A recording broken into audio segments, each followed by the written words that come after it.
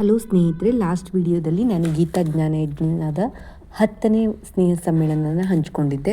ಅದೇ ಸ್ನೇಹ ಸಮ್ಮೇಳನದಲ್ಲಿ ಮಕ್ಕಳಿಗೋಸ್ಕರ ಕೆಲವೊಂದು ಕಾರ್ಯಕ್ರಮವನ್ನು ಆಯೋಜಿಸಲಾಗಿತ್ತು. ಅದು ಯಾವ ರೀತಿ ಇದೆ ಅನ್ನೋದನ್ನು ಈ ವಿಡಿಯೋದಲ್ಲಿ ನಿಮ್ಮ ಜೊತೆ ಶೇರ್ ಮಾಡ್ತಾ ಇದ್ದೀನಿ.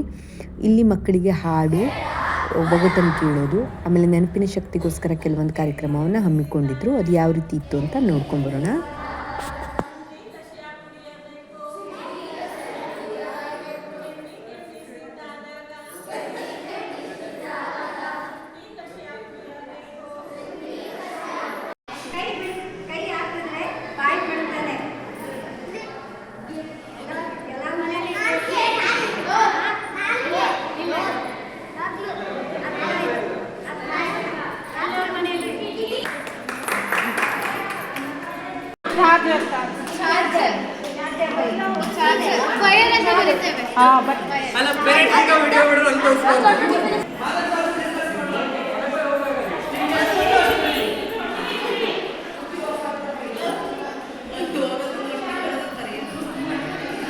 ನೀವು ತಿಳಿದುಕೊಂಡು ಇನ್ನೊಬ್ಬರಿಗೆ ಆ ಜ್ಞಾನವನ್ನು ಕೊಡುವ ಕೆಲಸ ಆಗುತ್ತೆ. ಹಾಗಾದ್ರೆ ನಾವು ಇವತ್ತೇನು ಮಾಡಬೇಕು?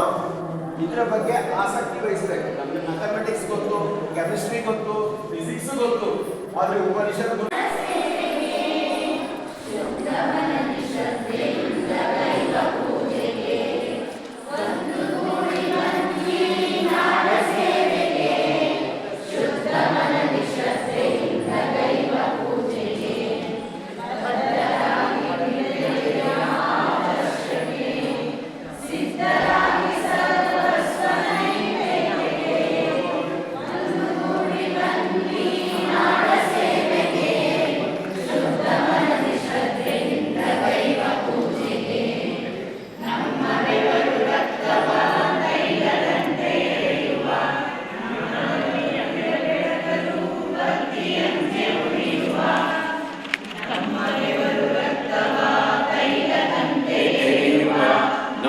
ಗುಡಿಯ ಬೆಳಗಲು ಭಕ್ತಿಯಂತೆ ಉರಿಯುವ ಕಥಗಳನ್ನು ಕರಗಿಸಿ ಸುತ್ತ